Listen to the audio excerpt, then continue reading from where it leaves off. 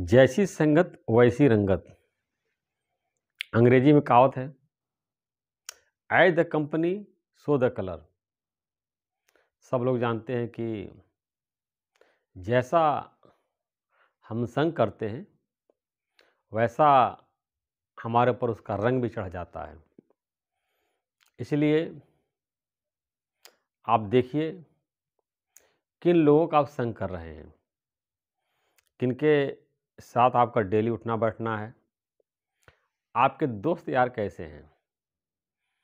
और आप सोच रहे हैं कि हम अच्छे हैं, उनको सुधार देंगे, ऐसा बिल्कुल भी नहीं हो पाएगा। क्योंकि ऐसा देखा जाता है कि अच्छी आदतें बहुत मुश्किल से लगती है और ख़राब आदतें जो है बहुत जल्दी लग जाती है। अच्छी आदतें आपको डेवलप करना पड़ता है, कोशिश करना पड़ता है, और ख़राब आदतें अपने आप लग जाती हैं। जैसे अगर पानी को छत पे चढ़ाना होगा तीसरे मंजिल पे, तो मोटर लगाते हैं। मोटर से पानी जो है बिजली के द्वारा मोटर चलता है और टंकी में भरता है। और टंकी खाली करने के लिए क्या करना पड़ेगा? बस नीचे एक टोटी खोल दीजिए, सारा पानी निकल जाएगा। तो इस प्रकार आप देखिए कि कहीं हमारी कंपनी तो गलत नहीं है, इसको जांचना बहुत ज़रूरी है कि आपको पता भी नहीं चलेगा, और उनका रंग आपके ऊपर चढ़ जाएगा। इसमें हम आपको एक कहानी बताते हैं। एक जो है संत के यहाँ एक सेठ की पत्नी रोज़ सत्संग सुने जाया करती थी, ज्ञान सुने जाया करती थी। ज्ञान उनको बहुत अच्छा लगता था। तो जो संत का जो तोता था वो राम राम बोलता, सीताराम बोलता था, संस्कृत के श्लोक भी बोलता था। रानी को देख के बड़ा आश्चर्य हुआ कि संत का तोता कैसा है, राम राम बोल रहा है, सीताराम बोल रहा है, संस्कृत का श्लोक बोल रहा है, और एक हमारे घर का तोता है, गाली देता रहता है।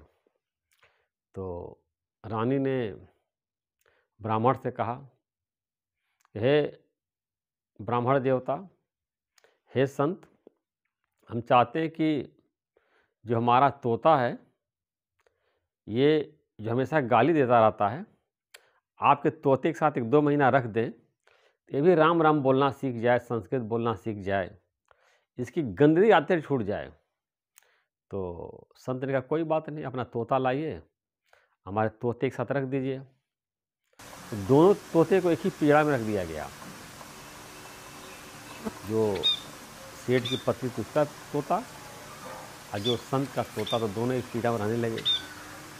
और 1 महीने के बाद संत का तोता भी गाली देने लगा, संस्कृत श्लोक भूल गया, राम राम बोलना भूल गया, और वही गाली देने लगा। तुरंत वो गाली सीख गया, लेकिन जो गाली देने वाला तोता जो संस्कृत नहीं सीख पाया, क्योंकि वो जो सेठ का तोता था, सेठ के यहाँ रहता था और सेठ दिन भर नौकरों को डांटता था, गाली देता था, तो सीख गया है और हमेशा गाली देता था। तो आप समझिए कि आप अगर दुष्टों के साथ रहेंगे तो दुष्टता आपके अंदर आ ही जाएगी, और अच्छे लोगों के साथ रहेंगे तो अच्छे गुण आपके अंदर डेवलप हो जाएगा। जैसे वाल्मीकि डाकू का आता है, वो संतों के संग से इतने बड़े संत हो गए और डाकू का काम छोड़ दिया, इतने बड़े संत हो गए और पूरी वाल्मीकि रामायण लिख डाली। उंगली मार को जानते हैं, उंगली काटता था, लेकिन भगवान बुद्ध के संग करने से और भिक्षु हो गया, महात्मा हो गया, उंगली काटना वो बंद कर दिया। बताते थे कि एक बार वो नगर में ऐसे गया भिक्षा मांगने के लिए, लोगों ने उसको खूब पत्थर मारा, पूरा सर फूट गया, खून से लहूलुहान हो गया, लेकिन पलट करके वो कुछ नहीं बोला।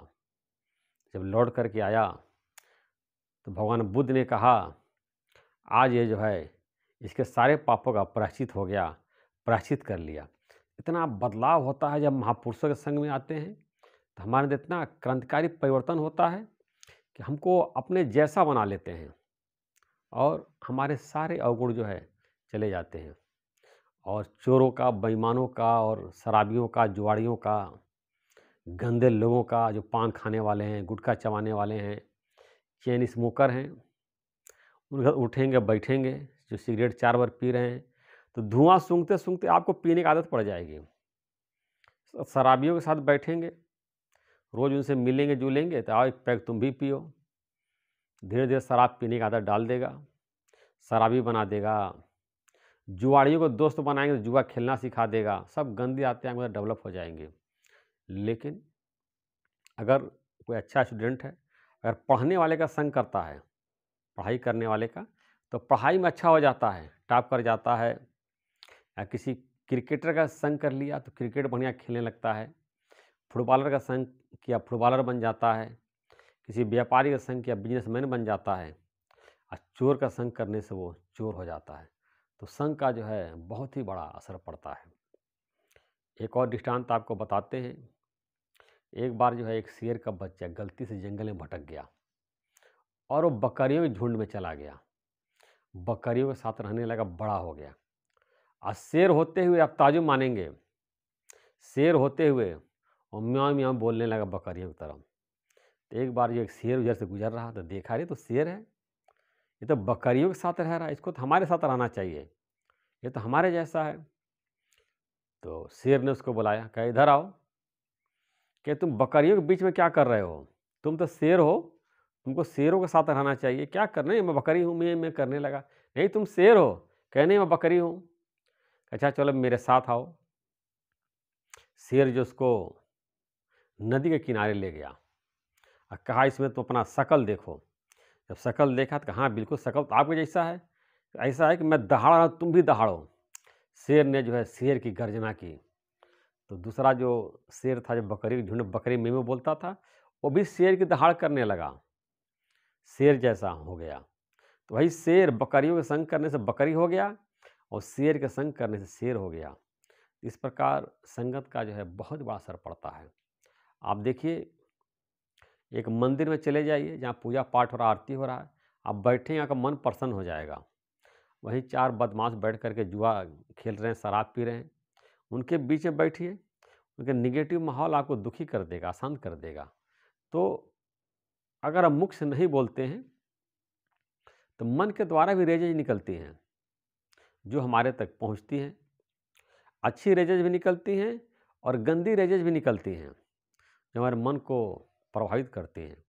तो अगर खुश जो लोग रहते हैं, प्रसन्न रहते हैं, हमेशा आनंद में रहते हैं, उनके साथ अगर संग करेंगे तो आप ही खुश रहेंगे, प्रसन्न रहेंगे। और जो दिन भर चिंता करते हैं, दुखी रहते हैं, परेशान रहते, टेंशन में रहते हैं, तो आपके पास बैठेंगे तो वो भी आपको टेंशन दे देंगे। तो हमेशा खुश रहने वाले लोगों के साथ रहिए, प्रसन्न रहने वाले लोगों के साथ रहिए, पॉजिटिव सोच रखने वाले लोगों के साथ रहिए।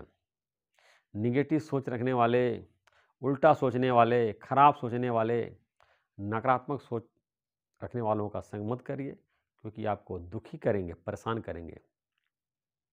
कौन सी विचार आपके अंदर डाल दें, वो आपको दुखी करता रहेगा, परेशान करता रहेगा। अब मन में कोई बात चली जाती है तो निकल नहीं पाती है, वो मन में रहती है और अपना प्रभाव दिखाती है। अब बताते हैं कि नाव है जो है, नाव के संग अगर लोहा कर लेता, लोहा तो ऐसे पानी में डूब जाता, पानी में डालिए लोहा डूब जाएगा। लेकिन नाव का संग करने के कारण वो लोहा भी नदी से तैर जाता है। इसी प्रकार जो जीव होता है, पापी होता है, खोटे कर्म करने वाला होता है, ये भी जो है संतों का संग करने से, अच्छी संगत से वो संसार तर जाता है। इसीलिए तुलसीदास ने बोला है, दुष्ट संग जन देय विधाता।